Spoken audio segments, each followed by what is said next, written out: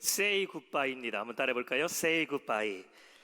제가 이 제목을요 한국말로 바꿔보려고 생각했는데 사실 맞다는 단어가 없더라고요. 이별 시리즈 혹은 뭐 작별 시리즈라고 얘기해도 좀 어울리지 않을 것 같아서 그냥 제가 받은 이 제목대로 Say Goodbye라고 정했습니다. 세계적인 성악가이죠. 안드레아 보첼리의 Time to Say Goodbye라는 아주 아름다운 노래가 있어요. 한국어에 직역하면 제목이 이렇습니다. 이제는 떠나가야 할 시간이라는 제목을 갖고 있습니다. Time to Say Goodbye. 근데 우리가 무엇과 time to say goodbye, 이별을 해야 될까? 과거의 추억과 이별을 해야 되는 것입니까? 아니면은 내가 과거에 사랑했던 사람과 이별해야 하는 것입니까? 이러한 이별이 아니라 말씀을 통해 여러분과 함께 say goodbye 해야 하는 것들은 우리가 신앙 생활을 함에 있어서 우리의 믿음을 흔들리게 만들고 내가 주님께 나아가는 그 신앙의 경주를 뒤처지게 만드는 그러한 것들에서부터 우리가 함께 이별을 하자라는 제목으로 여러분과 함께 시리즈 설교를 시작하고자 합니다. 사도 바울은 히브리서 12장 1절에 이렇게 말씀하고 있어요. 이러므로 우리에게 구름과 같이 둘러싼 허다한 증인들이 있으니 모든 보세요 무거운 것과 얽매이기 쉬운 죄를 벗어버리고 인내로써 우리 앞에 당한 경주를 하라라고 말씀하고 있습니다. 그 신앙의 경주를 하는 그 경주자와 같은 우리 성도의 삶에 보면은 여러분의 걸음을 무겁게 만드는 짐들이 있다라는 것입니다. 여러분 마라톤 경기 보신 적 있으세요? 마라톤 경기 보게 되면은 이 경기를 뛰는 선수들의 복장을 보면은 얼마나 가볍게 뛰는지 모릅니다. 아주 가벼운 러닝과 같은 티셔츠를 입고요, 바지도 가벼운 거, 그리고 신발도요 조깅화가 얼마나 가벼운지 몰라요. 마라톤 경기를 하는 선수가 혹은 두꺼운 잠바를 입는다던가 무거운 운동화 신고 달리는 선수는 아무도 없습니다. 가벼운 옷차림을 하는 이유가 무엇입니까? 바람의 저항과 또 무게의 저항을 최대한 적게 만드는 그런 복장을 가짐으로써 자신이 원하는 속도대로 그 페이스대로 달려갈 수가 있다는 것이에요. 자전거도 보게 되면요 무거운 자전거가 비싼 게 아닙니다. 카본이라고 얘기하죠. 탄소로 만들어진 자전거가 훨씬 고가의 자전거입니다. 운동 선수들이 쓰는 이 운동 기구들도요 보면은 얼마나 가벼운지 모릅니다. 테니스 라켓도 선수가 쓰는 라켓, 골프채도 보게 되면 선수들이 골프 치는 골프채는요 무거운 거 쓰지 않습니다. 가벼우면서도 탄성이 있는 그런 것들이 고가의 제품이라는 것이에요. 왜 이렇게 가벼운 것을 추구하느냐? 무거우면은 더 힘을 크게 발휘하는 것이 아니라 가벼우면 가벼울수록 내가 원하는 방향대로 원하는 곳에 힘을 전달할 수 있다는 것이에요. 그러니까 우리의 삶도 마찬가지입니다. 무엇이 여러분의 삶에 가장 큰 무게를 차지하고 있느냐라는 것이죠.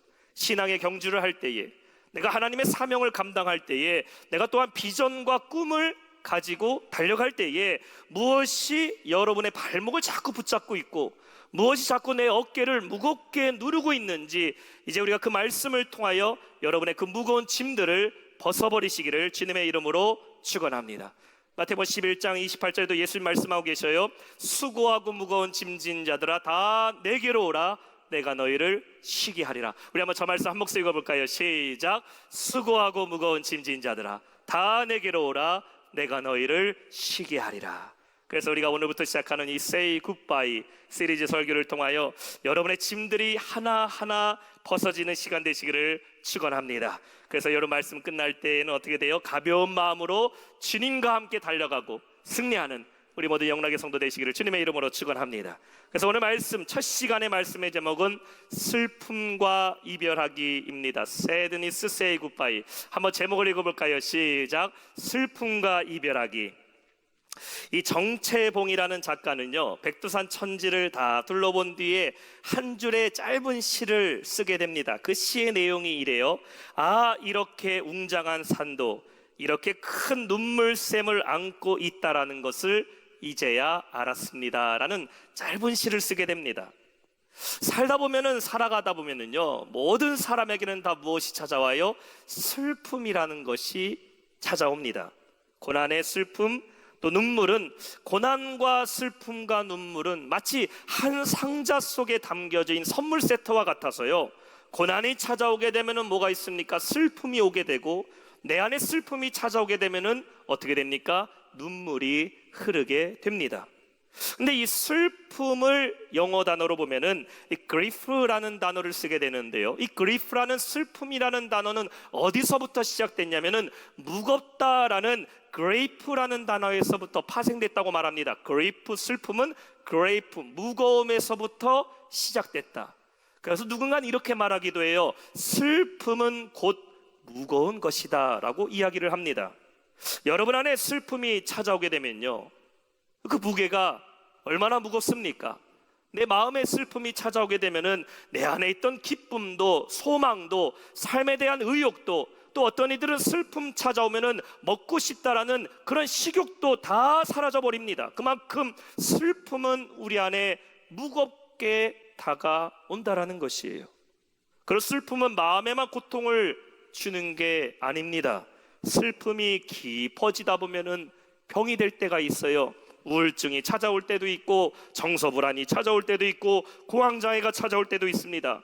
정신적인 병뿐만 아니라 이러한 병을 깊게 앓다 보면은 자신의 육체도 패폐해진다라는 그 육신의 병이 될 때도 있는 것을 우리가 보게 됩니다. 기독교 변증가인 C.S. 루이스는 자신의 아내가 갑자기 암에 걸려서 세상을 떠나게 되었을 때에 깊은 슬픔에 빠지게 돼요. 그는 헤아려본 슬픔이라는 책에서 이렇게 말을 하게 됩니다. 슬픔이 마치 두려움과도 같은 느낌이다. 무섭지는 않으나 그 감정은 무서울 때랑 흡사하다. 똑같이 속이 울렁거리고 안절부절 못하며 입이 벌어진다. 세상과 나 사이에는 뭔가 보이지 않는 장막이 드리워져 있다. 다른 사람이 뭐란 말하든 받아들이기가 힘들다. 아니, 받아들이고 싶지 않다. 만사가 너무 재미없다. 그러면서도 다른 사람들이 곁에 있어 주기를 바란다. 사람이 깊은 슬픔에 빠지게 되면은 아무리 믿음이 있고 신앙이 있는 목회자라 할지라도 하나님에 대한 그 믿음이 흔들리게 된다는 것이에요. 그렇다면 우리는 이 슬픔의 문제를 어떻게 이별할 수 있을까? 세상 사람들은 슬픔을 이기기 위해서 여러 가지 방법을 시도합니다. 사람들 만나기도 해요. 취미 생활에 빠지기도 해요. 어떤 이들은 술로 자신을 채워서 슬픔을 술로 잊어보려고 합니다. 세상의 쾌락을 즐기면서 내 안에 있는 슬픔을 잊어보려고 해요. 그러나 이러한 것들은 일시적으로, 말 그대로 슬픔을 잠깐 잊게 하는 진통제에 불과한 것이지 내 안에 있는 슬픔의 근원을 해결해 줄 수 있는 방법은 없다라는 것이에요. 근데 오늘 성경에서는 우리에게 하나님이 슬픔을 주신 목적에 대해 말씀하고 있습니다. 11절 말씀이에요. 보라, 하나님의 뜻대로 하게 된 이 근심이 너희로 얼마나 간절하게 하며 얼마나 변증하게 하며 얼마나 분하게 하며 얼마나 두렵게 하며 얼마나 사모하게 하며 얼마나 열심 있게 하며 얼마나 벌하게 하였는가. 너희가 그 일에 대하여 일체 너희 자신의 깨끗함을 나타내었느니라. 하나님이 우리에게 주신 그 슬픔에는 여러분 목적이 있음을 믿으시기 바랍니다. 오늘 성경에 보면은 하나님의 뜻대로 하게 된 근심이라고 말하고 있어요. 영어로 보니까 godly grief예요. godly grief. 원어를 보게 되면 데오 리페오라는 말합니다. 데오스라는 것은 하나님을 뜻해요. 리페오라는 것은 슬픔을 말하고 있어요. 하나님이 우리에게 주신 그 슬픔이라는 것이죠. 슬픔이 누가 주셨다고요? 하나님이 주셨대요. 그렇다면 우리의 슬픔은 누구만 해결할 수 있는가? 하나님만이 해결해 줄 수 있음을 믿으시기 바랍니다. 그래서 우리가 오늘 이 말씀을 통해 슬픔이 어떻게 이별을 해야 되는지를 함께 살펴보기를 원합니다. 그래서 슬픔 중에서도, 슬픔을 통해서도 하나님의 은혜와 슬픔 이후에 우리에게 베풀어 주신 그 놀라운 기쁨을 회복하는 우리 모두 성도 되시기를 주님의 이름으로 축원합니다. 오늘 말씀의 첫 번째는 슬픔에는 하나님의 위로하심이 있다라는 것이, 한번 따라해 볼까요? 슬픔에는 하나님의 위로하심이 있다. 6절에 말씀하고 있어요. 그러나 낙심한 자들을 위로하시는 하나님이 디도가 오므로 우리를 위로하셨으니. 자, 오늘 본문의 사도 바울은 고린도 교회 성도들에게 하나님을 소개하고 있는데 어떻게 소개하고 있습니까? 하나님은 낙심한 자들을 위로하시는 하나님이라고 말씀하고 있어요. 여기서 낙심한 자들, 슬픔에 빠진 자들은 과연 누구를 이야기하고 있을까? 5절에 보면 이렇게 말합니다. 우리가 마게도냐에 이르렀을 때에도 우리의 육체가 편하지 못하였고 사방으로 환난을 당하고 밖으로는 다툼이요 안으로는 두려움이었노라 라고 말하고 있어요. 우리라고 말하는 것을 볼 때에 먼저 그 슬픔에 빠진 사람들은 사도 바울과 그의 동역자들을 이야기할 수 있겠지요. 복음을 전하는 사도 바울도 뭐에 빠진다? 슬픔에 빠질 때가 있다라는 겁니다. 내가 복음을 전하고 주의를 한다라는 것이 날마다 나에게 기쁨이 되면 얼마나 좋겠습니까? 근데 때로는 예상치도 못한 그러한 슬픔을 만날 때가 있어요. 염려와 근심의 문제 만날 때 있습니다. 5절에 보면 이렇게 말하고 있어요. 우리의 육체가 편하지 못하였고. 그가 어떠한 슬픔을 만났다고 얘기하고 있어요? 육신의 문제라는 것이죠. 고통의 문제예요. 사도 바울은 복음을 전하다가 여러 번 죽을 뻔한 일을 당하게 돼요. 그의 마음에는 하나님께 3번이나 기도하면서 아버지 나에게 육체의 가시 좀 없어지게 해달라고. 바울의 몸에는 육체의 가시가 있었어요. 어떤 사람은 간질이라고도 얘기하고 어떤 사람은 안질이라고도 얘기하고 어떤 이들은 사도 바울은 평생 두통이 있었다고도 말하고 어떤 사람은 그가 과거에 지었던 아픔과 과거의 상처였을 거라고도 얘기합니다. 하나님 그것 좀 없애달라고 하지만 하나님은 그것을 결국 없애주시지 않습니다. 슬픔이죠, 슬픔. 여러분의 삶 속에서도 육체가 편하지 못하는 슬픔을 경험할 때가 있습니다. 질병으로 인해서, 궁핍한 삶을 통해서, 내 삶의 문제로 인하여 내 육신이 편하지 못하는 슬픔이 있어요. 아무에게도 말하지 못하고 아무도 말한다 한들 아무도 해결해 주지 못하는 그런 슬픔의 문제가 있다는 것이에요. 또 어떤 슬픔이 있어요? 5절 중반절에 보면은 사방으로 환난을 당했어요. 밖에는 다툼이 있고 안에는 뭐가 있어요? 두려움이 있대요. 문제가 하나면 터지면 좋겠는데 사방으로 환난 당할 때가 있어요. 동서남북에 하늘과 땅 쳐다봐도 다 문제, 사건, 사고가 일어날 때가 있어요. 지금 이러한 문제가 어디 있었다? 고린도 교회 안에 있었다라는 것이죠. 바깥으로는 로마의 핍박을 받았어요. 안으로는 그러면 하나 되고 안으로 성도들이 화합하고 안으로 내가 있으면 좋겠는데 내부적으로도 지금 고린도 교회는 상처투성입니다. 갈등과 다툼의 문제가 있었다라는 것이에요. 바깥으로는 핍박이 있어요. 안으로는 성도들끼리 다 상처 가운데 있어요. 이런 것들을 위해 고린도 교회 성도들이 깊은 슬픔이 그 교회 안에 있었다라는 것이에요. 우리의 슬픔의 문제가 육체적인 문제, 육신의 문제만 있는 게 아니에요. 외부적인 슬픔의 문제가 찾아올 때 있어요. 가정의 문제가 오고 자녀의 문제가 오고 직장과 사업장의 문제가 있고 학업의 문제도 있고 앞날에 대한 불투명함으로 인한 문제가 있어요. 햄릿의 영화를 보면 마치 이 대사와 같이 행복은 혼자서 오고 불행은 한꺼번에 온다라는 말과 같이 기쁨은 잠깐이고 온통 불행은 한꺼번에 몰려오는 그러한 문제가 있다는 것이요. 이러한 깊은 슬픔 속에서도 우리는 누구를 바라봐야 될까? 그럼에도 위로하시는 하나님을 바라보시기를 축원합니다. 그 6절에 말씀하고 있는 거예요. 그러나 낙심한 자들을 위로하시는 하나님이, 따라합시다. 낙심한 자들을 위로하시는 하나님. 이래서 위로가 되겠어요? 한 번 더 크게 합시다. 낙심한 자를 위로하시는 하나님. 하나님이 어떤 하나님이라고요? 하나님은 낙심한 자를 위로하시는 하나님이에요. 누가복음 7장에 보면 나인성 과부의 아들이 죽었습니다. 과부로 산다라는 것도 서러운 일인데 그 과부가 믿고 살았던 하나밖에 없는 아들이 죽게 됐어요.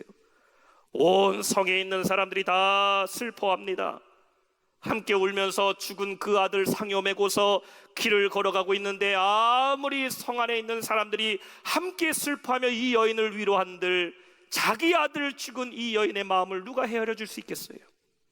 근데 예수님께서 이 여인에게 찾아가서 말씀하고 계셔요.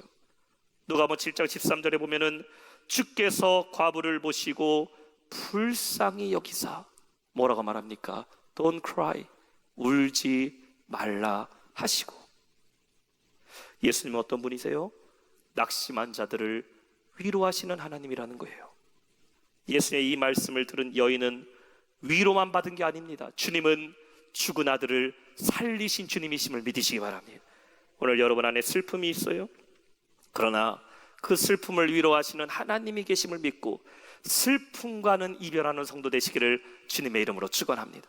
두 번째, 슬픔에는 하나님의 뜻이 있다. 따라합시다. 슬픔에는 하나님의 뜻이 있다. 10절 말씀이에요. 하나님의 뜻대로 하는 근심은 후회할 것이 없는 구원에 이르는 회개를 이루는 것이요 세상 근심은 사망을 이루는 것이니라. 슬픔을 통해 우리는 무엇을 깨닫게 됐다? 하나님의 뜻하심이 있다라는 것을 믿게 된다라는 것입니다. 독일의 문호이죠 괴테는 이런 말을 했어요. 눈물 젖은 빵을 먹어보지 않은 사람 인생의 참맛을 모른다라고 말했습니다. 괴테가 말하는 이 빵은 무엇을 얘기하고 있어요? 예수님이 최후의 만찬에서 제자들에게 떼어주셨던 그 빵을 상징하고 있는 것이죠. 고난과 슬픔을 이야기하고 있어요. 눈물 젖은 슬픔을 경험해야 비로소 인생이 무엇인지를 알 수 있는 겁니다. 제가 이렇게 한번 바꿔봤어요. 눈물 젖은 기도를 해보지 못한 사람 은혜의 참맛을 모르고, 눈물 젖은 헌신 해보지 못한 사람 사명의 참맛을 알지 못한다. 오늘 사도 바울은 슬픔을 통해 무엇을 깨닫게 된다고 고백하고 있어요? 이 슬픔 속에 하나님의 뜻이 있다라는 것이죠. 오늘 9절 보세요. 내가 지금 기뻐함은 너희로 근심하게 한 까닭이 아니요 도리어 너희가 근심함으로 회개에 이른 까닭이라. 너희가 하나님의 뜻대로 근심하게 된 것은 우리에게 아무 해도 받지 않게 하려 함이라. 자, 고린도 교회의 성도들이 슬픔 가운데 있음으로 말미암아 무엇을 이루게 됐다? 회개함에 이르게 됐다라는 것이, 저는 이 말씀을 준비하면서 이 말이 참 은혜스럽더라고요. 슬펐더니 회개했더라, 이게 아닙니다. 슬픔을 통하여 회개에 이르게 되었다. 영어 성경 보니까 into라고 얘기하고 있어요. 무엇의 안으로, 무엇 속으로 들어간 뜻이에요. 나는 슬픔의 시간을 통해 비로소 회개를 깨닫게 됐다라는 것이에요. 회개가 무엇입니까?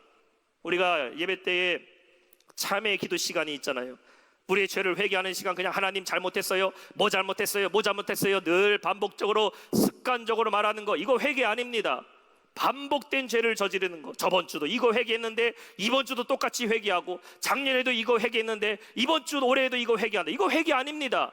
진정한 회개는 뭐예요? 나의 잘못을 깨닫는 것이죠. 깨닫는 것. 아이들이 잘못했는데 반성문 쓰게 하는데 아이들은 하나도 반성하지 않고 그냥 똑같이 카피 앤 페이스트 복사해서 반성문 50장을 쓰든 100장을 쓰든지 간에 그 안에 참된 반성이 일어나지 않으면 그거 바뀌는 게 아닙니다. 슬픔은 회개에 이르게 하였다. 왜 이런 슬픔이 나에게 찾아왔는지 하나님의 사랑을 깨닫게 돼요. 여러분 안에 슬픔과 이별하는 방법, 슬픔을 그냥 슬픔으로 끝나면 안 됩니다. 슬픔을 통해 우리는 회개하고 하나님의 뜻을 발견할 때 비로소 여러분을 구원하시는 그 주님을 경험하게 될 줄로 믿습니다. 마지막 세 번째, 슬픔에는 하나님의 은혜가 있습니다. 따라합시다. 슬픔에는 하나님의 은혜가 있다. 오늘 11절 말씀 우리 한번 한 목소리 읽어볼까요? 11절 시작. 보라, 하나님의 뜻대로 하게 된 이 근심이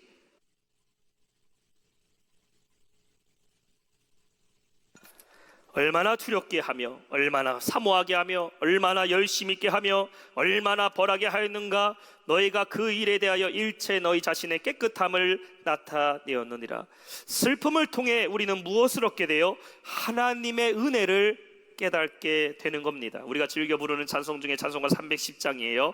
아, 하나님의 은혜로 이 쓸데없는 자. 이 찬양 가사를 보세요. 아, 하나님의 은혜로 이 쓸데없는 자 왜 구속하여 주는지 난 알 수 없도다. 내가 믿고 또 의지함은 내 모든 형편 아시는 주님 늘 보호하여 주실 것을 나는 확실히 아네.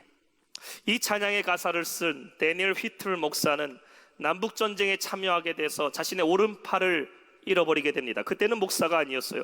불신자였습니다. 전쟁 중에 자신의 오른팔을 잃어버리게 되고 병실에 누워있는데 테이블 위에 신약 성경책이 올려져 있는 것을 보게 돼요. 이 책이 무엇인가? 병원에서 누워서 이 책이나 한번 읽어보자 해서 성경책을 읽기 시작하게 됩니다. 그러다가 어느 날 그가 자고 있는데 같은 병실에 옆에 누워있는 한 병사가 그를 흔들어 깨우면서 이렇게 말해요. 나를 위해 기도 좀 해달라고 부탁하게 됩니다. 그가 이렇게 말합니다. 나는 누구를 기도할 만한 사람이 되지 못한다. 나도 예수님 믿지 않는데 내가 당신 어떻게 기도해 주냐고 반문하게 되니까 이 옆에 있는 병실에 있는 그 사람이 말하고 있어요. 당신이 날마다 성경책 읽고 있는 모습을 보니 나 기도해 줄 수 있다고 나 좀 기도해 달라고 부탁하게 됩니다. 얼마나 부탁하게 되는지 결국 그가 그에게 기도를 해주게 되는데 나중에 이 휘틀 목사가 되어서 자신의 회고에 이렇게 고백하게 돼요. 그의 글이 이렇습니다. 나는 병사의 손을 잡고 무릎을 꿇었다. 짤막한 말로 먼저 내 죄를 고백하고 용서해달라고 그리스도께 기도하였다. 나는 즉시 주께서 내 죄를 용서해 주셨음을 믿게 되었다. 그리고 나는 그 소년을 위해 간절히 기도하였다. 두려움에 울부짖는 소년은 내가 하나님의 구원의 약속을 믿게 해주소서 하고 기도하자 순간 조용해지더니 내 손을 꽉 잡았다. 내가 꿇었던 무릎을 펴고 일어나자 그는 이미 죽어 있었다. 그의 눈물 어린 얼굴에는 평안이 가득했다. 나는 믿을 수가 없었지만 굳게 믿었다. 하나님께서는 그에게 그리스도를 알려주시기 위해 나를 강제로 이끈 것이다. 그리고 나를 통하여 그리스도의 보혈의 공로로 죄 사함을 선포하신 것이다. 나는 하늘나라에서 그 소년을 만나기를 고대한다. 그는 슬픔 중에 주님을 만나게 되었고 이후에 목사가 된 휘틀은 하나님의 은혜오라는 이 은혜로운 찬양과 또 우리가 잘 부르는 찬양이죠. 빈들의 마른 풀과 같이, 또한 구주와 함께 나 죽었으니와 같은 은혜로운 찬송가를 쓰는 목사가 되었어요. 여러분, 슬픔을 통해 우리는 하나님을 더욱더 간절하게 붙잡는 것이고 슬픔을 통해 우리는 열심히 하나님을 의지함을 믿으시기 바랍니다. 그래서 오늘 11절에 사도 바울이 고백하는 거예요. 11절 말씀은 현대인의 성경에 보면 이렇게 기록합니다. 하나님의 뜻대로 하는 이 근심은, 현대인의 성경을 나중에 방송실 띄워주세요. 여러분에게 간절함과 자신에 대한 해명과 정의의 분노와 하나님을 두려워함과 그리워함과 열심과 죄 지은 사람을 처벌할 마음을 불러일으켰습니다. 여러분은 그 모든 일에서 자신의 깨끗함을 보여주었습니다라고 말하고 있어요. 근심과 슬픔을 통해 하나님께로 더 가까이 나아갈 수 있다는 겁니다. 그래서 시편 119편 71절의 기자는 고난을 뭐라고 얘기하고 있어요? 고난 당하는 것이 내게 유익이라. 뭐라고 말합니다? 이로 말미암아 내가 주의 율례들을 배우게 되었나이다. 우리 한번 저 말씀 읽어볼까요? 시작. 고난 당한 것이 내게 유익이라. 이로 말미암아 내가 주의 율례들을 배우게 되었나이다. 아멘. 사랑하는 성도 여러분, 슬픔이 변하여 무엇이 되어야 돼요? 하나님의 은혜가 되어야 될 줄 믿습니다. 슬픔을 당하고 있을 때 낙심하고 울고만 있으면 안 돼요.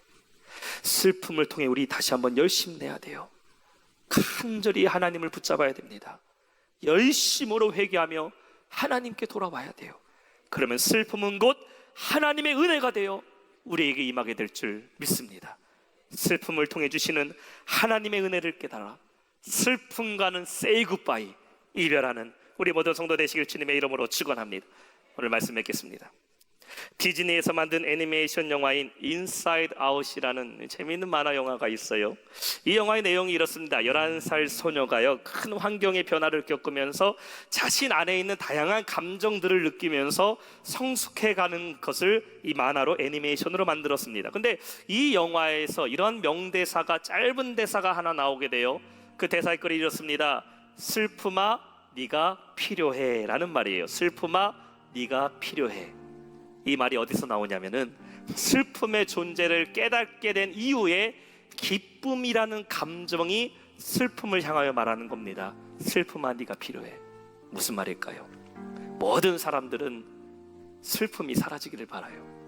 쨍하고 해 뜰 날 돌아온단다. 내 인생에 해 뜰 날만 바라지 우울한 슬픔의 날 바라는 사람 아무도 없습니다. 그런데 슬픔이라는 그 감정을 통해 사람은 기쁨이 무엇인지를 알 수 있게 된다는 거예요. 오늘 사도 바울은 근심을 통해 비로소 하나님이 주시는 기쁨이 무엇인지를 우리에게 말씀하고 있습니다. 여러분의 삶 속에 슬픔은 피할 수가 없어요. 편안하지 못한 육신의 고통을 만날 때도 있고, 사방으로 환난 당해서 밖으로는 다툼이 가득하고 내 안에는 두려움으로 슬픔을 만날 때가 있습니다. 예배하는 이곳에 나와서는 다 기뻐 보이지만 여러분의 일터와 가정과 삶으로 돌아가면 얼마나 슬픔이 많은지 몰라요. 그러나 그 피할 수 없는 슬픔과 이별할 수 있는 방법이 있어요. 슬픔 속에는 하나님의 위로하심이 있음을 믿으시기 바랍니다. 우리 예수님은 낙심한 자들을 위로하시는 하나님이에요. 주님께 위로함을 구하세요. 그리고 슬픔에는 하나님의 뜻이 있습니다. 눈물 젖은 빵을 먹어본 사람 인생을 안다고 말하는데, 슬픔을 통해 우리는 비로소 하나님의 길이 보이기 시작하는 거예요. 그때 무엇을 깨닫게 됩니까? 슬픔 후에 있을 하나님의 은혜를 깨닫게 될 줄 믿습니다. 인생의 어떤 슬픔의 문제를 만난다 할지라도, 오늘 예배드린 여러분 가운데 혹시 슬픔 가운데 있는 성도가 있다면은, 이제는 슬픔과는 say goodbye, 이별하고 하나님이 주신 위로와 뜻하심과 은혜를 경험하는 그 기쁨으로 살아가는 성도가 되시기를 주님의 이름으로 축원합니다.